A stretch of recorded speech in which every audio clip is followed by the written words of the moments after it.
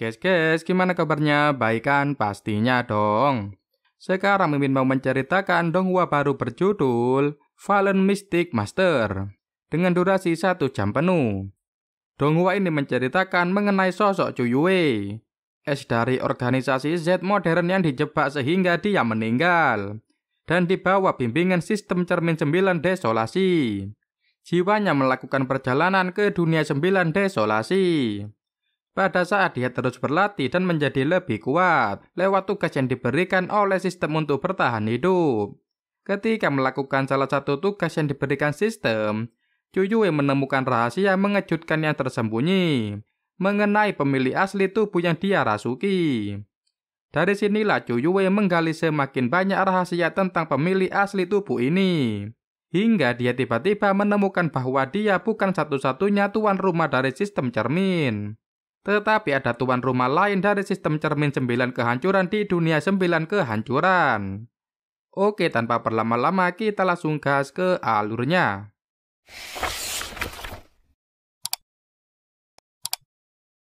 Cuyue memasuki ruangan tersembunyi yang memperlihatkan berbagai macam jenis senjata. Di Dungeon Hades dunia Jiahuang, para penjaga membicarakan tentang Hakim Jianglong kediaman Yuomin bernama Ling Wuya yang dikurung karena berencana berkhianat. Ling Wuya dibawa sendiri ke Dungeon langsung oleh Raja Wu Guan dan dijebloskan ke salah satu sel.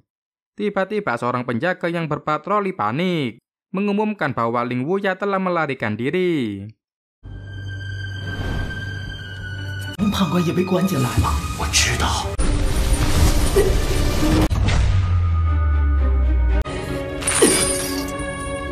Di markas organisasi Z, Cuyue yang telah mempersenjatai dirinya sendiri menyusup ke sana, menjatuhkan para penjaga dan berjalan memasuki tempat tersebut. Shao Jiang menyambut kedatangan Cuyue.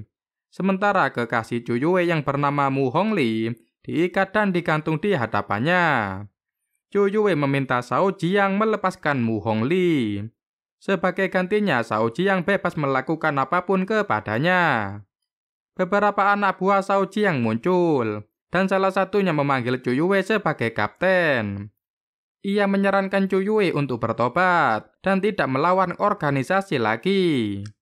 Cuyue memberitahu bahwa dirinya hanya ingin pergi. Namun ia diingatkan bahwa mereka yang mencoba meninggalkan organisasi akan dibunuh tanpa ampun. Di hutan di dunia Jiahuang, beberapa penjaga melakukan pengejaran terhadap Ling Wuya.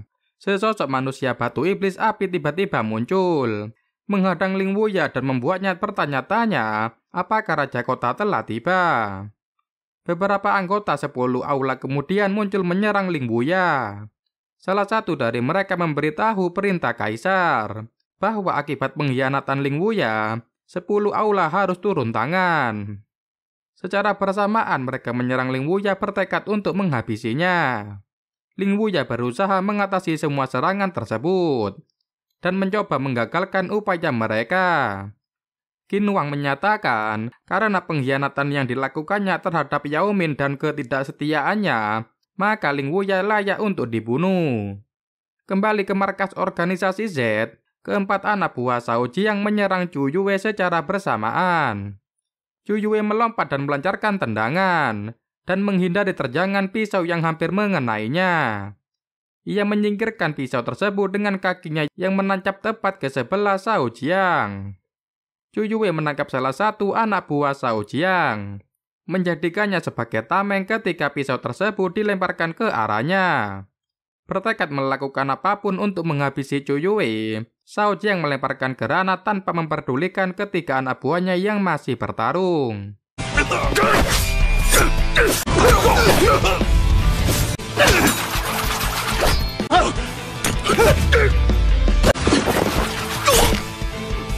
Kembali ke dunia Jiahuang, Ling Wuya ambruk tak berdaya melawan kekuatan 10 aula. Di markas organisasi Z, Cuyue berhasil selamat setelah melompat menghindari ledakan granat.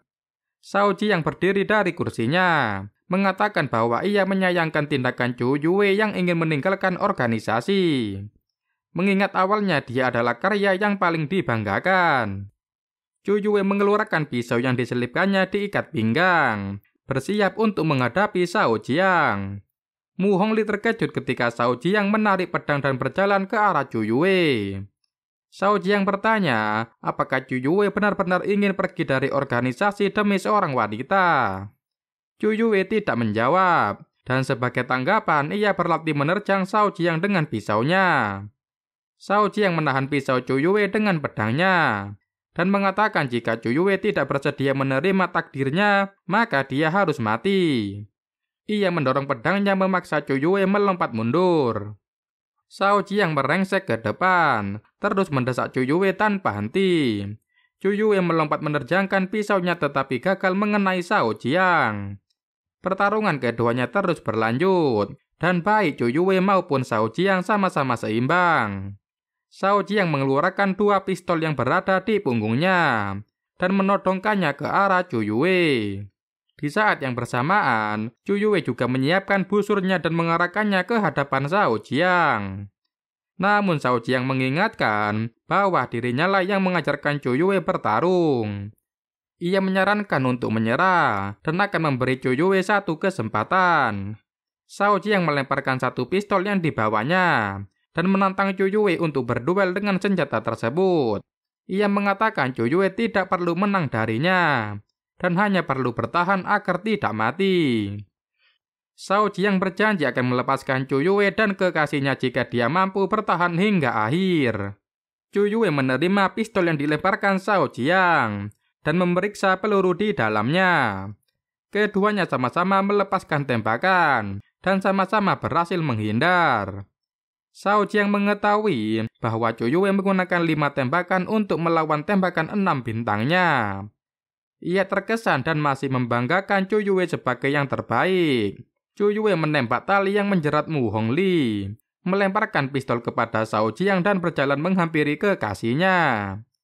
Zhu Yue memeluk Mu Hongli yang ketakutan, meyakinkannya bahwa saat ini keadaan sudah baik-baik saja. Ia membantu Mu Hongli berdiri, tetapi saat gadis itu terkejut, Zhu Yue mengetahui bahwa Shao Jiang mengingkari janjinya. Ia memeluk Mu Hongli tepat ketika peluru yang ditembakkan Shao Jiang menembus tubuhnya.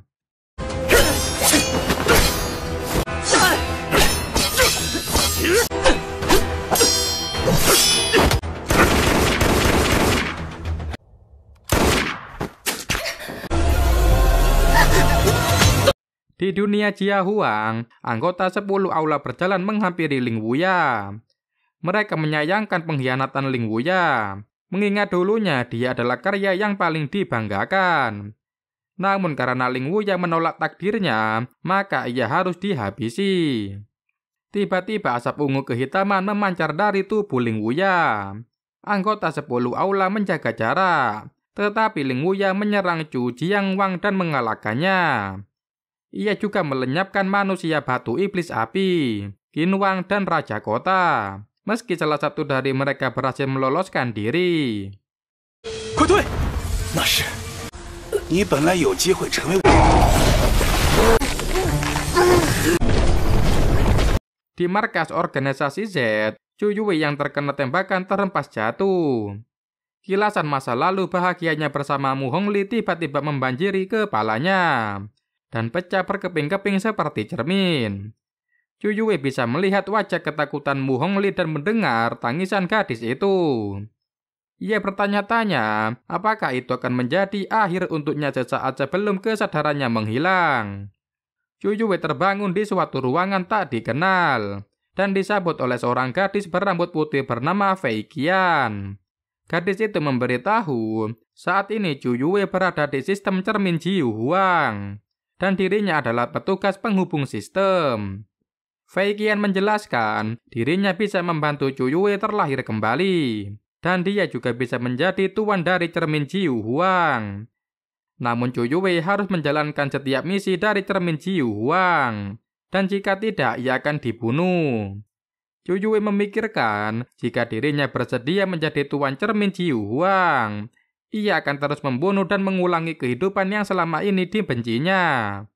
Ia bertanya apakah dirinya memiliki pilihan lain. Fei Qian memberitahu pilihan yang lain yang dimiliki Zhu Yue adalah kematian. Dan saat ini dia tidak memiliki banyak waktu untuk memilih. Ia kemudian menunjukkan tubuh Ling Wuya yang tergeletak tak sadarkan diri dan akan dihabisi oleh sekelompok orang. Fei Qian mengatakan, jika tubuhnya hancur maka Chu Yue akan kehilangan kesempatan untuk terlahir kembali. Chu Yue kemudian terbangun di dalam tubuh Ling Wuya. Ia menangkap pisau yang diarahkan ke tubuhnya dan membuat orang-orang yang berniat membunuhnya berlari ketakutan. Chu Yue memegangi kepalanya, kewalahan dengan ingatan aneh yang membanjiri kepalanya. Fei Qian muncul di sebelahnya, memberitahu bahwa itu adalah ingatan dari pemilik tubuh asli yang dirasuki Chu Yue. Ia juga menjelaskan bahwa tempat saat ini Chu Yue berada adalah dunia Jiu Huang, di mana semua orang dapat meningkatkan kekuatannya dan menjadi kultivator melalui kultivasi. Chu Yue panik menyadari dirinya dipindahkan ke dunia lain. Ia bertanya mengapa Fei Qian tidak membuatnya terlahir kembali ke bumi. Fei Qian memberitahu, hanya dengan menyelesaikan 100 misi dari sistem, Chu Yue baru akan kembali ke dunia asalnya. Ia memberikan ucapan selamat kepada Chu Yue karena telah berhasil menyelesaikan setengah dari misi pertama. Namun misi tersebut masih harus diselesaikan semuanya dalam 3 hari. Dan jika gagal, Chu Yue akan langsung dibunuh oleh sistem. Fei Qian menjelaskan, misi pertama Chu Yue adalah membalas dendam untuk pemilik asli tubuh yang digunakannya. Karena sebelumnya ia sudah membunuh 2 orang. Chu Yue harus membunuh 2 lainnya untuk menyelesaikan misi tersebut. Fei Qian juga memberitahu, jika Chu Yue berhasil menyelesaikan setiap misi, dia akan mendapatkan hadiah. Chu Yue meminta Fei Qian memberitahu identitas tubuh yang digunakannya.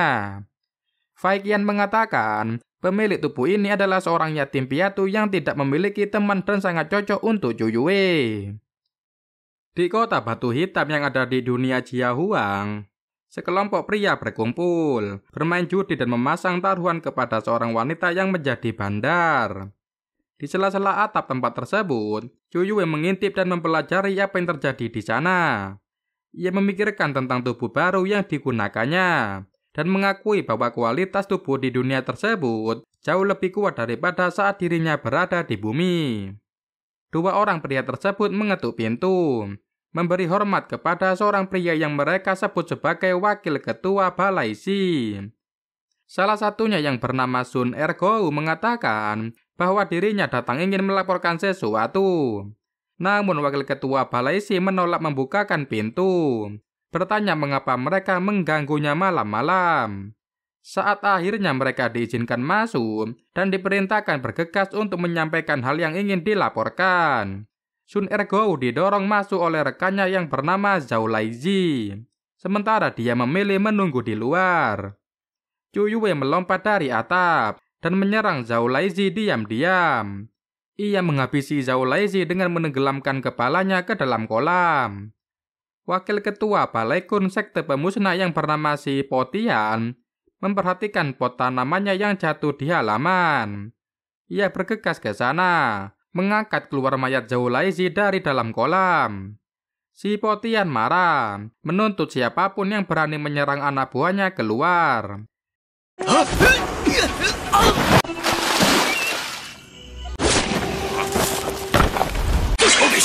给老子滚出来！ Chu Yue yang bersembunyi dan mengintip dari atap, terkejut menyadari betapa kuatnya si Potian. Ia menolak untuk menghampiri pria tersebut dan memutuskan pergi. Keesokan harinya, Chu Yue diikuti oleh seorang anak laki-laki bernama Si Sionan. Anak itu menyebut Chu Yue adalah penolongnya, bahwa dia adalah orang yang membunuh Zhao Laizi. Chu Yue yang awalnya tidak berniat memperdulikan Si Sionan, terkejut dan menatapnya tajam. Si Sionan menjelaskan bahwa dirinya ada di pihak Chu Yue. Ia memberitahu Zhao Laizi adalah orang yang membunuh ayahnya. Dahulu ayahnya dan Zhao Laizi adalah anggota sekte pemusnah. Namun pada suatu hari, ayahnya dilukai oleh Zhao Laizi dan Sun Ergou. Keduanya juga merampok harta keluarganya sehingga ayahnya tewas karena sakit. Chu Yue bertanya, bagaimana Si Sionan mengetahui bahwa dirinya adalah orang yang membunuh Zhao Laizi? Si Sionan menjelaskan, ia secara tak sengaja melihat aksi Chu Yue yang berada di toilet. Chu Yue terkejut menyadari di dunia Jia Huang toilet ternyata tidak memiliki atap. Si Sionan mengungkapkan, saat ini si Po Tian sedang mencari Chu Yue ke penjuru kota. Ia menawarkan bantuan Chu Yue keluar dari kota batu hitam melalui jalan rahasia yang diketahuinya. Chu Yue teringat dengan kata-kata Fei Qian dan bertanya apakah sekte pemusnah memiliki banyak orang hebat. Si Sionan mengatakan, selain dirinya seperti Zhao Laixi termasuk orang yang paling lemah. Ia mengungkapkan sebenarnya dirinya selalu ingin membunuh Zhao Laixi.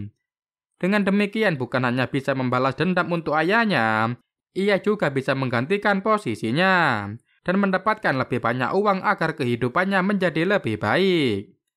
Chu Yue tidak mengerti dan bertanya mengapa si Sionan mengatakan dia bisa menggantikan posisi Zhao Laixi jika membunuhnya. Si Sionan mengatakan bahwa untuk naik ke posisi sekte pemusnah, ia harus mengalahkan orang yang posisinya jauh lebih darinya. Chu Yue terkejut dengan sistem di sekte pemusnah dan berpikir bahwa kelompok tersebut rupanya tidak sesederhana yang ia pikirkan. Si Sionan mengingatkan Chu Yue kembali untuk segera pergi. Ia memberitahu si Po Tian adalah orang terhebat di bawah kultivator sekte pemusnah. Setelah berpisah dengan si Sionan, Chu Yue berkeliling kota dan bertemu dengan bawahan si Po Tian yang sedang memburunya. Namun saat mencocokkan wajah Chu Yue dengan lukisan yang dibawanya, pria itu menganggapnya bukan buronan yang mereka cari. Chu Yue teringat dengan misi yang harus segera diselesaikannya. Tetapi karena perutnya yang kelaparan, ia memutuskan pergi ke restoran terlebih dahulu. Sesampainya di sana, Chu Yue melihat Sun Ergo yang juga sedang menikmati makanannya. Ia kemudian duduk di meja yang berada di dekat dengan Sun Ergo dan memesan sekeranjang bakpao serta semangkuk sup. Chu Yue ingin menggunakan sumpit untuk menghabisi Sun Ergo. Namun wadah sumpit yang ada di mejanya tiba-tiba direbut oleh pelanggan lain. Ia memecahkan piring, tetapi sebelum bisa menggunakan pecahan tersebut untuk membunuh Sun Ergo, pemilik restoran yang baru datang, membereskan pecahan tersebut dan akan memberinya piring baru. Seorang pengunjung kemudian membicarakan tentang anggota sekte pemusnah yang dibunuh oleh seorang yang tak dia ketahui. Sun Ergo mendadak kesal dan menghantamkan mangkok ke kepala pengunjung tersebut. Namun saat ia menoleh dan bertemu pandang dengan Chu Yue, Sun Ergo langsung berubah ketakutan dan berlari keluar. Chu Yue mengejar Sun Ergo dan berhasil menghabisinya.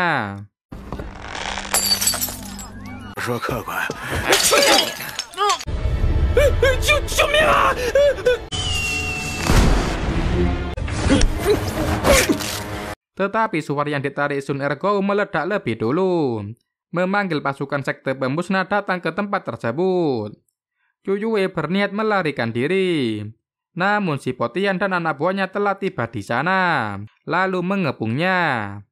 Ia teringat dengan hal lain yang dikatakan si Sionan, mengetahui si Po Tian adalah orang yang terhebat di bawah kultivator. Chu Yue yakin ia masih memiliki kesempatan untuk mengalahkannya. Si Po Tian menerjangkan serangan lebih dulu dan memaksa Chu Yue mundur. Menyadari bahwa anak buah si Po Tian cukup banyak, Chu Yue merasa harus menggunakan akalnya untuk mengatasi situasi tersebut. Ia sengaja memprovokasi si Po Tian dan memperkenalkan dirinya dengan nama Zhang Wuji, ketua dari sekte iblis. Gertakan tersebut nampaknya tidak mempan, dan si Po Tian yang terpancing menyerang Chu Yue dengan pedang besarnya. Chu Yue menghindarinya dan berhasil melukai wajah si Po Tian. Pemilik restoran yang bersembunyi panik melihat tempatnya kacau balau. Ia berlari ke tengah pertarungan memohon kepada mereka untuk berhenti. Namun si Po Tian tidak peduli dan nyaris menghabisinya jika Chu Yue tidak menarik pemilik restoran mundur. Pertarungan Chu Yue terus berlanjut dan ia berhasil menghabisi si Po Tian dengan pedangnya sendiri yang terlempar ke udara dan menancap ke tubuhnya.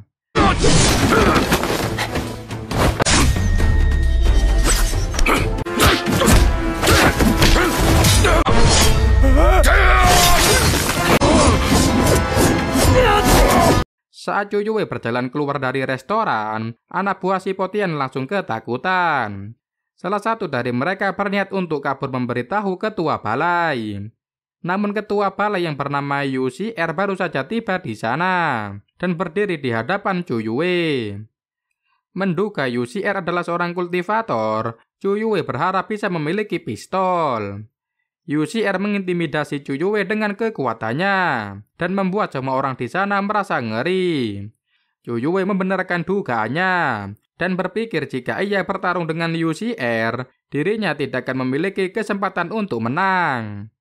Ia memutuskan menggunakan informasi yang diberitahukan si Sionan sebelumnya dan mengaku sebagai murid sekte pemusnah.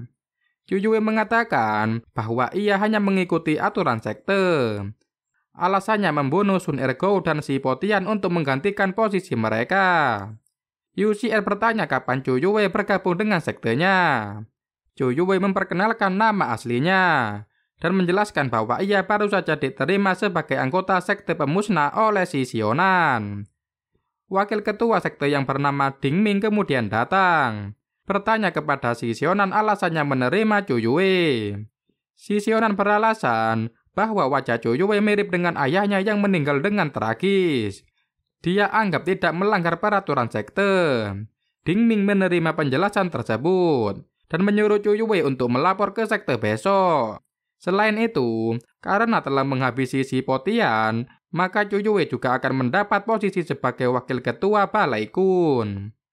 Setelah mereka pergi, Fei Qian muncul, memberi selamat kepada Cuyue yang telah menyelesaikan misi pertamanya. Ia mendapat 10 poin sebagai hadiah dan dapat menukarnya dengan barang di sistem Jiu Huang. Cuyue menerima metode latihan dasar kitab Nirvana yang dapat membantunya berkultivasi mencapai tingkat tubuh murni. Fei Qian kemudian memberitahu untuk misi kedua Cuyue harus menjadi ketua sekte cabang sekte pemusnah di kota Batu Hitam dalam waktu 1 bulan. Cuyue protes, mengingatkan bahwa dirinya baru saja bergabung dengan sekte dan tidak mungkin dapat menjadi ketua dalam waktu singkat. Namun Fei Qian tidak peduli dan mengingatkan jika misi tersebut gagal, maka hukuman yang menanti Cuyue adalah kematian. Di suatu bebatuan yang dikelilingi sungai, Cuyue sedang berkultivasi ketika seekor ikan raksasa berenang mengitari tempatnya. Ikan tersebut tiba-tiba melompat dan hampir memakan Cuyue. Namun beruntung, Cuyue masih sempat menyerang dan mengalahkannya.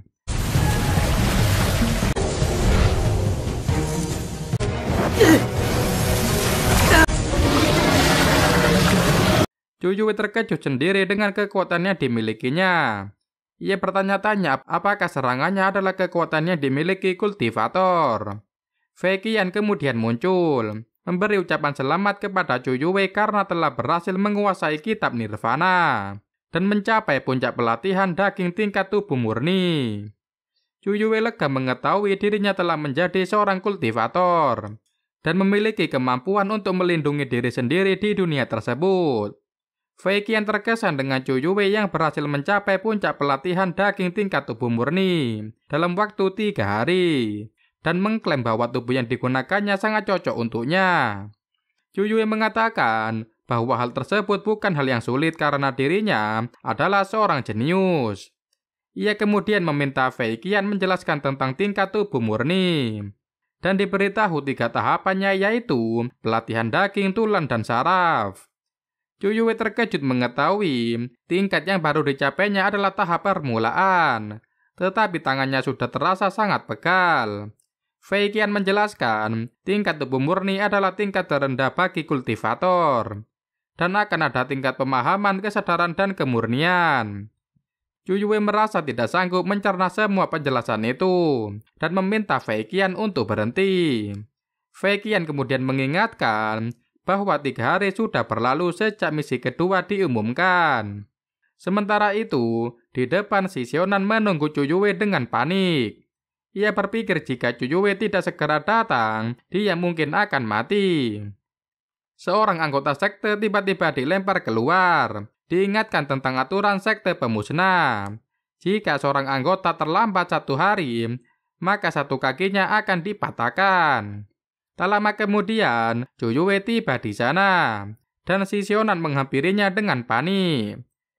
UCR mendatangi Chuyue, mengingatkan bahwa dia diperintahkan untuk melapor kepada sekte pemusnah. Tetapi 3 hari berlalu Chuyue tidak datang, dan dianggap telah mengabaikan perintah wakil ketua sekte. UCR memberitahu peraturan sekte, jika seorang anggota terlambat 3 hari, maka 2 kaki dan 1 tangannya akan dipatahkan. Ia bertanya, apakah Chuyue akan mematahkannya sendiri, atau dirinya yang melakukan. Chuyue meminta maaf karena lupa mengajukan cuti, dan menjelaskan bahwa dirinya memiliki suatu urusan. Namun UCR tetap kesal, dan karena naik posisi dengan tantangan adalah aturan sekte, maka hukuman karena tidak menaati peraturan juga merupakan hal yang sama. Beberapa murid yang lain membicarakan bahwa UCR telah mencapai puncak latihan daging. Mereka yakin Chuyue tidak akan mampu lolos dan akan mati di tangan UCR. Chuyue masih mencoba bernegosiasi dengan UCR dan mengajaknya untuk berdiskusi. Tetapi UCR menolak dan menyuruh seorang murid untuk melemparkan pedang. Chuyue menangkis pedang tersebut dengan kakinya dan memutuskan menantang UCR bertarung. UCR mentertawai Chuyue, mengingat itu adalah hari pertamanya datang ke sekte, tetapi sudah ingin menduduki posisinya.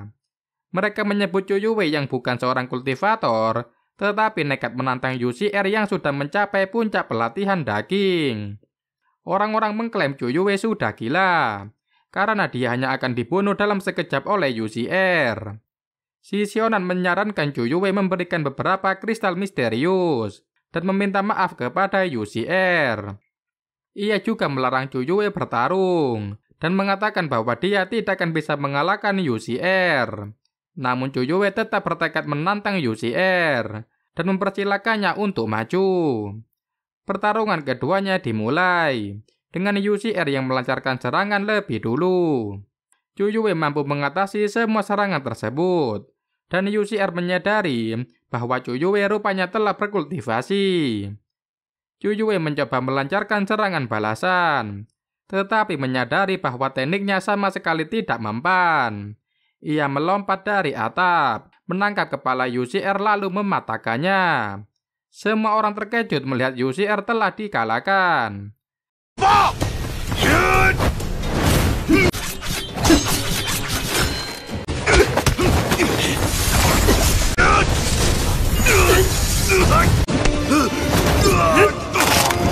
Chuyue berjalan memasuki balai sekte pemusnah, mengklaim dirinya sebagai ketua yang baru. Ia menghapus peraturan memotong kaki jika terlambat, dan menggantinya dengan membayar denda. Di lantai 2 balai, Ding Ming menemukan ketua sekte sedang memperhatikan pertarungan UCR dengan Chuyue. Ia menanyakan pendapat Shenron sebagai ketua sekte tentang Chuyue, tetapi tidak mendapatkan jawaban apapun. Si Sionan mengajak Chuyue berkeliling balai dan memberitahu letak aula pertemuan sekte pemusnah. Ia bertanya bagaimana Chuyue bisa menjadi kultivator dalam waktu 3 hari. Chuyue mengetahui si Sionan ingin memintanya mengajarinya berkultivasi. Ia tidak keberatan untuk mengajarinya, dan si Sionan berhambur memeluknya dengan senang. Semua murid kemudian diminta berkumpul untuk menghadiri rapat. Di aula pertemuan, Ding Ming mengumumkan Chuyue sebagai ketua baru Balai Kun dan menyuruh semua orang memberikan selamat. Chuyue memperhatikan sekeliling dan menanyakan keberadaan ketua sekte. Ding Ming memberitahu Shenron sedang melakukan latihan tertutup sehingga tidak bisa muncul. Larut malamnya, si Sionan membantu Chuyue yang mabuk berjalan pulang. Ia menjatuhkan Chuyue di ranjang dan ingin membantunya berganti pakaian. Chuyue menolak dan menyuruh si Sionan pulang. Fei Qian kemudian muncul, memberikan ucapan selamat kepada Chuyue yang telah semakin dekat untuk menjadi ketua sekte. Chuyue menanyakan kekuatan ketua sekte, namun Fei Qian menolak memberitahu. Fei Qian mengingatkan saat Chuyue menyelesaikan misi sebelumnya, masih ada satu hadiah yang belum diambilnya. Ia menjelaskan, kultivator biasanya menggunakan hewan spiritual atau senjata spiritual untuk membantu pertarungan. Fei Qian menunjukkan berbagai macam telur hewan spiritual di Jiu Huang dan menyuruh Zhu Yue untuk memilih salah satu. Zhu Yue memperhatikan aneka telur dan secara tidak sengaja menunjuk salah satu telur yang berwarna putih. Ia meminta Fei Qian memberitahu tentang telur tersebut dan ingin melakukan pemilihan ulang. Namun Fei Qian menghilang begitu saja tanpa menjelaskan apapun. Di sekte awan, Su Pingxi memanggil Bai Jin, memberitahu tentang cabang sekte pemusnah yang ada di kota Batu Hitam, dan ingin mengutusnya pergi ke sana untuk mencari tahu. Bai Jin menerima perintah tersebut, dan diingatkan bahwa sekte pemusnah adalah musuh bebuyutan sekte awan. Su Pingxi meminta Bai Jin berhati-hati, agar identitasnya sebagai murid sekte awan tidak diketahui. Ia menyuruhnya mengirim surat menggunakan burung kertas begitu mendapatkan informasi. Dan dirinya akan mengirim semua murid turun gunung untuk membantunya menghabisi cabang sekte pemusnah di sana. Chang Hao menghampiri Bai Jin dan mendengar tentang misi baru yang diterimanya. Ia ingin menawarkan diri untuk membantu. Bai Jin mengetahui niat tersembunyi Chang Hao, lalu menolaknya. Ia memanggil kelincinya yang bernama Dou Dou, dan hewan itu menggunakan kekuatannya untuk membuat Chang Hao mules seketika. Di sekte pemusnah, Zhu Yue mencari cara untuk memecahkan telur tersebut dengan memukulnya menggunakan palu. Tetapi sekeras apapun usahanya memukul, telur tersebut sama sekali tidak pecah.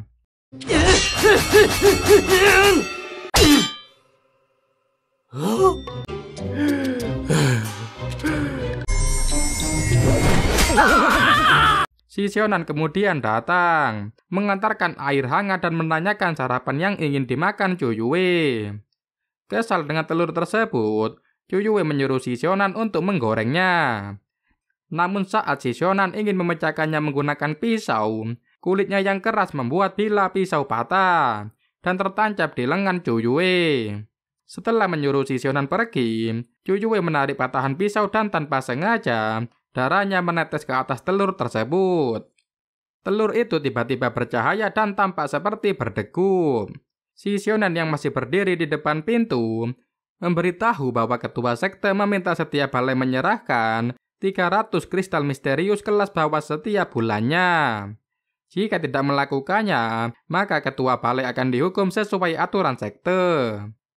Zhu Yue menanyakan tentang kristal misterius dan diberitahu bahwa itu adalah mata uang khusus untuk transaksi para kultivator. Dengan kristal tersebut, seorang kultivator dapat membeli teknik, pil atau hewan spiritual. Tiba-tiba telur yang diletakkan Zhu Yue di meja bersinar semakin terang, dan siluet cahaya sesosok makhluk menyerupai naga terpancar dari telur tersebut. Zhu Yue terlihat bersemangat, percaya bahwa dirinya beruntung mendapatkan hewan spiritual yang luar biasa. Namun begitu cahaya tersebut terserap dan telur menetas, ia terkejut karena yang keluar dari cangkang hanya seekor ular kecil. Fei Qian kemudian muncul, memberi ucapan selamat kepada Zhu Yue karena telah berhasil menetaskan hewan spiritual. Ular tersebut diberi nama Mao Xian oleh Zhu Yue dengan asal-asalan, dan setelah membentuk kontrak, tanda hewan spiritual muncul di telapak tangan kanannya. Zhu Yue meminta Fei Qian memberitahu kekuatan yang dimiliki Mao Xian. Ular tersebut bertingkah lucu saat seekor lalat terbang mengintarinya. Mao Xian berusaha memakan lalat tersebut, tetapi ia malah terjatuh ke baskom berisi air dan tenggelam. Akhirnya Fei Qian tidak menjelaskan apapun dan pergi begitu saja. Zhu Yue mengeluarkan Mao Xian dari dalam baskom, dan ular tersebut menyemburkan air ke wajahnya, lalu menghilang ke dalam tanda hewan spiritual di tangannya. Si Sionan yang masih berada di depan pintu memberitahu bahwa ketua sekte akan mengadakan rapat, dan Zhu Yue sebaiknya segera ke aula pertemuan. Di aula pertemuan, Wang Peng protes dengan kebijakan Shenran yang menaikkan bayaran bulanan untuk ketiga kalinya selama menjabat sebagai ketua sekte. Shenran mengatakan Jika Wang Peng keberatan dengan peraturannya, maka dia bisa menantangnya sesuai aturan. Wang Peng menolak dan mengklaim bahwa aturan tersebut hanya akan memicu konflik internal. Ia juga tidak suka dengan peraturan saling membunuh mengingat hal tersebut hanya ada di sekte pemusnah. Shen Ran kesal dengan sikap Wang Peng. Ia mencambuk Wang Peng dan mengalahkannya dalam satu serangan. Su Shaniang dan Lu Wei terkejut melihat bagaimana Wang Peng dijatuhkan meskipun tingkat kultivasi Shen Ran baru saja memasuki tingkat pemahaman. Shen Ran menegaskan bahwa aturan tersebut dibuat olehnya. Ia memang ingin memanfaatkan mereka untuk berlatih. Tetapi jika tidak terima, dirinya tidak keberatan untuk bertarung. Zhu Yue berdiri dari bangkunya, mengatakan bahwa kemampuannya masih tidak sepadan. Tetapi ia berjanji akan melakukan yang terbaik. Shen Ran memuji sikap cerdas Zhu Yue sebelum pergi meninggalkan aula pertemuan. Ding Ming meminta yang lain untuk mengobati Wang Peng terlebih dahulu dan menyarankan mereka untuk mengusahakan yang terbaik pada masalah kristal misterius. Namun jika masih tidak cukup, ia akan mencoba bernegosiasi dengan Shen Ran dan menjamin keselamatan mereka. Su Shanian dan Lu Wei berterima kasih kepada Ding Ming. Lu Wei mengatakan jika Ding Ming memerintahkannya, ia akan melakukan yang terbaik untuk melaksanakannya. Ding Ming kemudian menghampiri Zhu Yue, memintanya untuk tidak mengkhawatirkan apapun. Zhu Yue menanyakan tingkat kultivasi Ding Ming saat ini, dan diberitahu bahwa Ding Ming mencapai tahap pelatihan tulang tingkat tubuh murni, yang jauh tak sebanding dengan Shen Ran. Kembali ke kediamannya, Zhu Yue memanggil Fei Qian, memintanya menjelaskan cara apa saja yang ada di sistem Jiu Huang untuk meningkatkan kekuatannya. Fei Qian memberitahu, Zhu Yue akan mendapatkan poin hadiah dari menyelesaikan misi individu. Dia dapat menukar poin hadiah dengan teknik, pil ajaib, hewan spiritual, dan lain-lain. Beberapa misi juga akan memiliki hadiah tambahan, dan Zhu Yue bisa mendapatkan poin hadiah dari menyelesaikan misi sampingan khusus. Fei Qian menjelaskan, misi sampingan dibagi menjadi misi harian dan epik. Dalam misi harian, hal yang harus dilakukan Zhu Yue adalah membasmi kejahatan dengan menyingkirkan kultivator jahat. Setelah Fei Qian pergi, Shi Xiaonan jatuh dari atap genteng. Shi Xiaonan bertanya, kapan Zhu Yue akan mengajarinya teknik spiritual. Zhu Yue membawa Shi Xiaonan ke kamar lain, memberinya kitab nirvana, dan menyuruhnya untuk tidak keluar dari sana sebelum menguasainya. Malamnya, Zhu Yue bersantai di atap dengan menikmati minuman dan ayam panggang yang dibelinya. Namun sebelum ia bisa memakan ayamnya, Mao Xian telah menghabiskannya dan hanya menyisakan tulang-tulangnya saja. Tiba-tiba seseorang muncul menyerang Zhu Yue, dan Ding Ming datang membantunya. Setelah orang misterius tersebut kabur, Ding Ming memberitahu bahwa belakangan ini Zhu Yue mengundang perhatian banyak orang, sehingga mereka mencoba membunuhnya untuk memberi contoh kepada yang lain agar tidak memberontak. Zhu Yue menyimpulkan bahwa orang yang berniat membunuhnya adalah ketua sekte. Ia merasa kota batu hitam tampaknya sudah tidak aman untuknya, dan mempertimbangkan pilihan untuk pergi. Ding Ming menahan Zhu Yue, memberitahu bahwa sekte pemusnah memiliki aturan yang ketat. Membelot tanpa alasan adalah kesalahan besar, dan bersembunyi bukan cara yang bagus. Zhu Yue mengatakan bahwa dirinya tidak punya pilihan lain, karena tidak bisa mengalahkan Shen Ran. Ding Ming mengetahui saat ini tingkat kultivasi Zhu Yue adalah tahap pelatihan daging tingkat tubuh murni. Ia memberikan pilih Yijin yang bisa membantu Zhu Yue menyelesaikan pelatihan tulang, saraf, hingga ke puncak tingkat tubuh murni. Ding Ming memberitahu bahwa latihan Shen Ran sudah lama bermasalah, dan kemajuannya di tingkat pemahaman tidak besar. Selain itu, dengan pengalaman dan keterampilan bertarung Zhu Yue yang sangat luar biasa, Ding Ming percaya Zhu Yue memiliki peluang untuk mengalahkan Shen Ran. Ia juga memberitahu bahwa banyak anggota sekte yang telah lama menyimpan dendam kepada Shen Ran. Jika Zhu Yue berhasil menghentikan penindasan tersebut, semua orang pasti akan memberi dukungan untuknya. Zhu Yue bertanya, mengapa Ding Ming tidak melakukannya sendiri?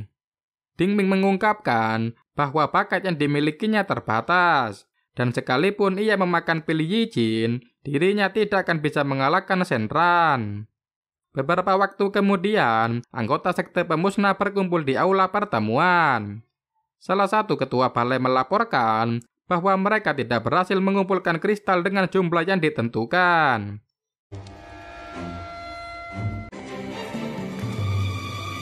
院主，兄弟们都努力了。 Shen Ran tidak mentolerirnya dan menyerang pria tersebut dengan cambuknya. Chu Yue menangkap pria itu sebelum terjatuh dan maju untuk menantang Shen Ran. Keesokan paginya, semua murid sekte pemusnah berkumpul, menyaksikan pertarungan Shen Ran dan Chu Yue. Meski mengetahui tingkat kultivasi Chu Yue berada jauh di bawah Shen Ran, Lu Wei berharap Chu Yue dapat menang mengingat dirinya sudah muak dengan kepemimpinan Shen Ran. Di atap aula pertemuan, Chu Yue dan Shen Ran berdiri berhadapan siap untuk bertarung. Shen Ran mengatakan jika Chu Yue dapat menghindari 3 kali cambukan yang dilontarkannya, ia akan memberikan ampunan untuk nyawanya. Pertarungan keduanya dimulai, dan Chu Yue berhasil menghindari lesatan cambuk pertama yang dilontarkan. Shen Ran dan semua orang yang menonton terkejut mengetahui Chu Yue telah mencapai puncak tingkat tubuh murni. Shen Ran masih mencoba menyerang Chu Yue dengan cambuknya, tetapi tidak berhasil mengenainya. Tiba-tiba Chu Yue bergerak cepat, mengunci Shen Ran dan berhasil mengalahkannya. 明白楚月是怎么做到的，但如此一来， 是吗？ Semua orang terkejut melihat Shen Ran terjatuh dan tak berdaya. Mereka memanggil Chu Yue sebagai ketua sekte baru dan menyerukan namanya sebagai dukungan. Chu Yue menyambut mereka semua dengan senang, dan sebagai ketua sekte yang baru, ia mengumumkan bahwa jumlah kristal misterius yang harus diserahkan setiap bulan dikurangi setengah dari jumlah sebelumnya. Pengumuman tersebut disambut gembira oleh semua orang, dan sebagai balasan, mereka berseru agar Chu Yue panjang umur. Malamnya, Ding Ming mengajak Chu Yue minum bersama untuk merayakan posisi barunya sebagai ketua sekte. Saat Chu Yue menegak 2 gelas anggur, Ding Ming memperhatikan mengapa pil Yi Jin yang diberikannya tidak bekerja. Chu Yue menunjukkan pil tersebut dan mengetahui bahwa Ding Ming pasti sedang bertanya-tanya. Ding Ming bingung dan terkejut saat Shen Ran tiba-tiba muncul. Ding Ming meminum anggurnya, bertanya-tanya bagaimana Chu Yue dan Shen Ran bekerja sama. Beberapa malam yang lalu saat Shen Ran mengadakan rapat, dan setelah Ding Ming menyelamatkannya dari seseorang yang menyerangnya, Chu Yue menyelinap ke kamar Shen Ran, memberitahu bahwa ia adalah orang yang dapat menyelamatkannya. Shen Ran ragu dan bertanya siapa Chu Yue sebenarnya. Chu Yue mengatakan bahwa dirinya hanya menginginkan posisi ketua sekte. Shen Ran bertanya bagaimana dirinya bisa mempercayai Chu Yue. Chu Yue memberitahu tentang orang yang ingin membunuhnya dan bertanya apakah orang tersebut adalah utusan Shen Ran. Namun Shen Ran menepisnya dan mengatakan jika dirinya memang ingin membunuh Chu Yue, ia tidak ingin mengirim orang yang tidak bisa membunuhnya. Chu Yue menarik kesimpulan bahwa orang yang ingin membunuhnya adalah Ding Ming. Shen Ran ragu dan bertanya mengapa Chu Yue berpikir seperti itu. Chu Yue menjelaskan bahwa pada pertemuan sebelumnya, ia bisa merasakan maksud lain dari perkataan Shen Ran. Kemudian ketika dirinya diserang, kemunculan Ding Ming terlalu tepat waktu. Chu Yue percaya jika ada seseorang yang tiba-tiba bersikap baik, kemungkinan besar memiliki niat jahat. Menilai Shen Ran adalah seorang kultivator, Chu Yue yakin dia mengetahui nilai dari pil Yi Jin. Ia menunjukkan pil tersebut dan merasa janggal dengan Ding Ming yang memberikan pil berharga itu kepadanya. Chu Yue sedikit terkejut melihat reaksi Shen Ran dan bertanya apakah pil Yi Jin memiliki efek khusus selain meningkatkan kultivasi. Shen Ran memberitahu karena Ding Ming memberikan pil tersebut kepadanya, maka Chu Yue adalah target sebenarnya. Shen Ran memutuskan mempercayai Chu Yue dan menceritakan bahwa 2 tahun lalu Ding Ming datang ke kota Batu Hitam. Ding Ming memberikannya pil Yi Jin Dan karena sangat ingin menaikkan tingkat kultivasinya, Shenran memakannya tanpa pikir panjang. Namun ternyata, Dingming telah melakukan sesuatu pada pil tersebut dan mengubahnya menjadi tali putri yang melilit jantungnya. Tali putri itu ternyata adalah hewan spiritual Dingming. Dan sejak saat itu Shenran menjadi bonekanya. Shenran memberitahu, tali putri itu bukan hanya melilit jantung dan membuat nyawa seseorang dalam kendalinya, tetapi juga akan terus menghisap esensi orang yang menelannya. Saat itu, tubuh Shenran telah mendekati batas, sehingga Dingming terburu-buru mencari orang yang ingin dijadikan boneka selanjutnya. Yue bertanya, mengapa sebagai wakil ketua sekte, Dingming tidak langsung menggantikan Shenran sebagai ketua. Shenran mengungkapkan bahwa dirinya berbeda dari ketua sekte cabang sekte pemusnah biasanya. Ia ingin menjelaskan lebih jauh, tetapi Yue menghentikannya, tidak ingin tahu terlalu banyak tentang Shenran.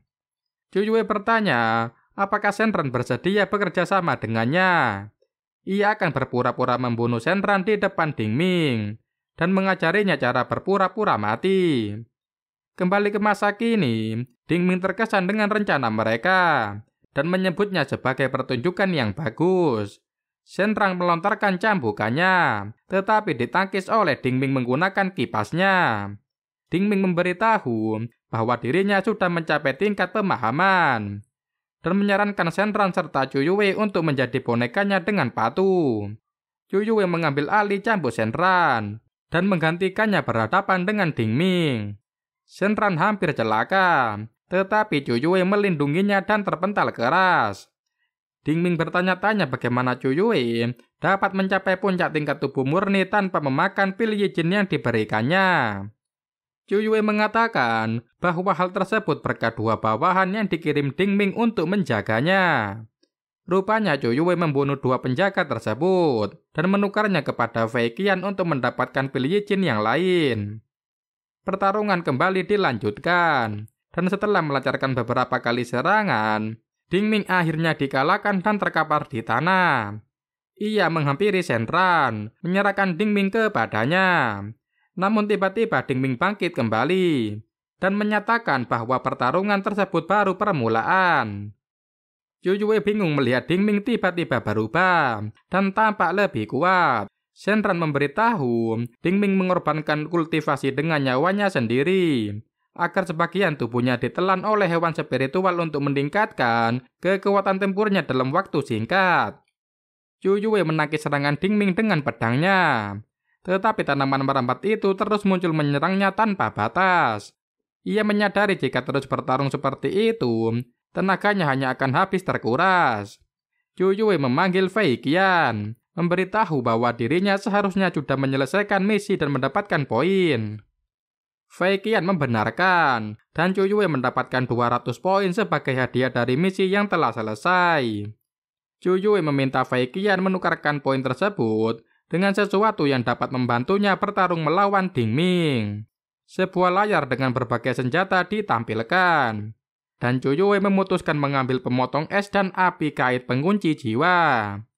Ia menggunakan senjata spiritual tersebut untuk menebas sulur tanaman merambat yang diterjangkan Dingming. Yue maju melancarkan serangan balasan dengan senjata barunya dan bergerak cepat menebas sulur tanaman Dingming yang keluar tanpa henti. Dingming berpikir saat ini Yue memiliki senjata yang dapat digunakan untuk melawannya. Jika pertarungan tersebut terus dilanjutkan, ia mungkin akan berada di situasi tak menguntungkan. Dingming memutuskan menutupi tubuhnya dengan sulur tanaman merambat membentuk bola. Yue menerjangkan senjatanya, tetapi bola tanaman tersebut tiba-tiba meledak dan Dingming tidak ada di dalamnya.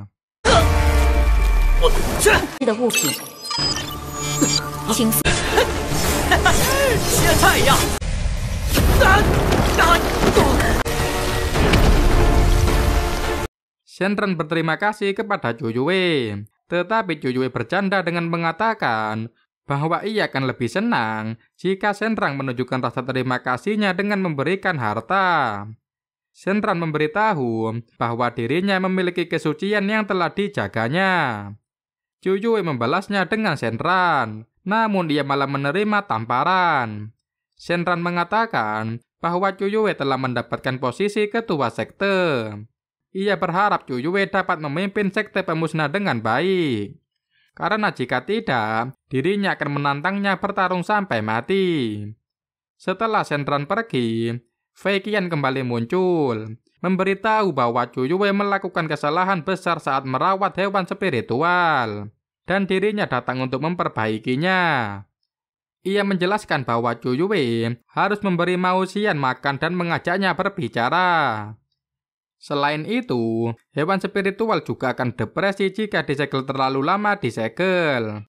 Chu Yue menyimpulkan, Mao Xian mungkin depresi karena berperilaku buruk.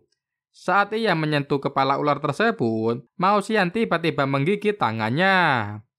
Chu Yue panik, tetapi diberitahu bahwa hewan spiritual tidak bisa menyebabkan luka mematikan pada tuannya. Ia menangkap Mao Xian, mengancam akan menjadikannya sup jika berani menggigitnya lagi. Chu Yue mengatakan bahwa ia ingin menukar poin sisanya dengan beberapa teknik rahasia pemurnian pil. Ia memikirkan tentang khasiat sebutir pil Yijin, dan menjadi bersemangat ketika membayangkan dirinya akan menjadi luar biasa setelah kultivasinya meningkat. Berencana mengutamakan pemurnian pil sebagai teknik utama ke depannya. Chu Yue meminta Fei Qian menjelaskan berbagai macam teknik rahasia pemurnian pil. Fei Qian menunjukkan layar yang menampilkan teknik bau busi. Namun untuk memilikinya, Chu Yue harus membayar 1000 poin. Chu Yue mencoba mencari teknik lain yang berharga lebih murah. Tetapi saat melihat teknik-teknik yang lain, ia mengomentari pemilihan nama yang payah sistem Ji Huang. Fei Qian menegur Chu Yue, mengingatkan bahwa dia bisa dihukum karena menghina sistem. Setelah mengambil salah satu teknik pilihannya, Fei Qian memberitahu misi baru Chu Yue, yaitu membunuh semua kultivator di sekte pemusnah kota batu hitam dalam 3 hari. Chu Yue auto terkejut dan berharap Fei Qian hanya bercanda. Namun Fei Qian menegaskan bahwa itu adalah misi selanjutnya yang harus dilakukan Chu Yue. Fei Qian kemudian menghilang, sementara Chu Yue memikirkan meski dirinya memiliki kemungkinan berhasil dalam misi tersebut, ia bertanya-tanya mengapa dirinya harus membunuh orang tak bersalah dan dijadikan orang jahat oleh sistem. Beberapa waktu kemudian, di mata air panas hutan Zhongguan, Chu Yue sedang berendam dan dikejutkan oleh kemunculan Fei Qian. Ia diingatkan bahwa misinya belum selesai, dan waktu yang tersisa 2 hari 17 jam. Chu Yue memberitahu bahwa dirinya sudah membunuh Wu Shouyu. Fei Qian mengatakan sistem menilai bahwa misi Chu Yue setengah berhasil, dan dibebaskan dari hukuman mati. Tetapi kultivasinya akan disegel selama 7 hari. Saat Fei Qian menghilang, Chu Yue memutuskan untuk lanjut bersantai. Ia menyelam ke dalam air dan mendengar suara langkah mendekat. Bai Jin tiba di sana bersama Dou Dou tanpa mengetahui keberadaan Chu Yue di dalam air. Chu Yue panik melihat Bai Jin melepaskan pakaiannya dan berjalan memasuki air. Namun karena tidak dapat menahan napasnya lebih lama, ia naik ke permukaan dan mencoba menjelaskan bahwa dirinya sudah ada di sana lebih dulu. Bai Jin terkejut dan kabur dalam sekejap. Chu Yue terkesan dengan kecepatan gadis itu dan mengetahui bahwa Bai Jin sudah berada di tingkat pemahaman. Teringat dengan kultivasinya yang disegel, dan jika Bai Jin kembali untuk menghajarnya, ia berniat kabur. Namun terlambat, Bai Jin telah melompat dan menerjang Chu Yue dengan pedangnya. Gadis itu menarik kembali pedangnya sebelum mengenai sasaran, dan memerintahkan Dou Dou untuk membuat Chu Yue kembali merendam tubuhnya ke dalam air. Chu Yue bingung mengapa tubuhnya bergerak sendiri. Ia mencoba meluruskan apa yang terjadi, tetapi Bai Jin menolak mendengarkan penjelasan apapun. Si Sionan kemudian muncul dan terkejut melihat Chu Yue yang berada di bawah todongan pedang. Chu Yue memberikan isyarat berniat menggunakan si Sionan untuk membuat Bai Jin memaafkannya. Namun si Sionan salah mengertikan isyaratnya dan bergegas pergi untuk melapor kepada Shenran. Beberapa saat kemudian, si Sionan dan Shenran datang menghampiri Zhu Yue. Mereka berpapasan di tengah jalan, dan Zhu Yue menceritakan apa yang terjadi. Ia bertanya apakah Shenran memiliki dendam dengan Bai Jin. Shenran tidak menjawab, dan berusaha mengingat-ingat seorang gadis dengan seekor kelinci. Ia berbalik pergi dan menyarankan Zhu Yue untuk tidak mengintip gadis yang sedang mandi. Zhu Yue kesal, berteriak dengan frustasi bahwa dirinya lah yang diintip. Malam harinya, Bai Jin menyergap seorang murid sekte pemusnah yang hendak buang air kecil. Ia menodongkan pedang ke leher pria itu, menuntutnya untuk memberitahu keberadaan Shenran. Pria itu mengatakan bahwa Shenran ada di gedung belakang. Bai Jin melepaskan pedangnya, tetapi memukul pria itu dari belakang untuk membuatnya pingsan. Sementara itu, si Sionan baru saja kembali mengumpulkan bahan-bahan yang diperlukan Zhu Yue untuk membuat pil. Ia bersemangat dan tidak sabar ingin melihat Zhu Yue memurnikan pil.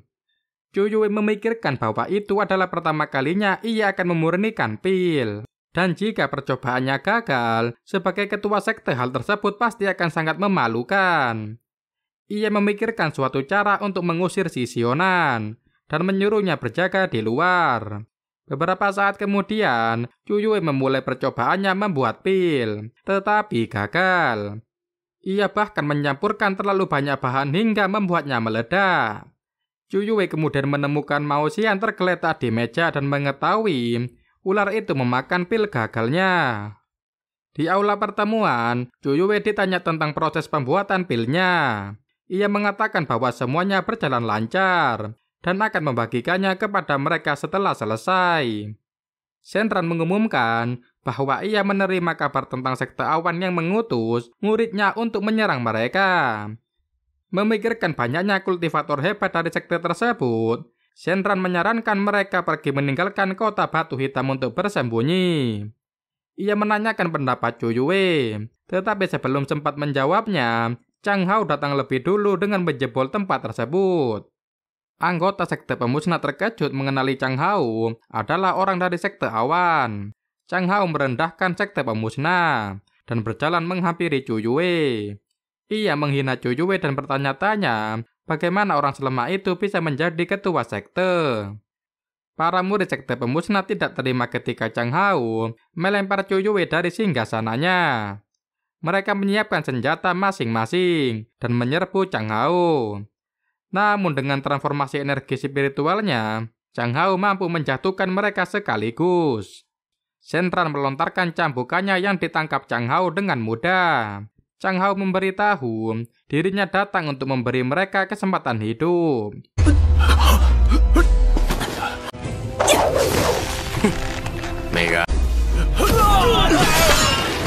Zhu Yue baru saja menerima misi baru dari Fei Qian untuk membunuh Chang Hao di depan mata.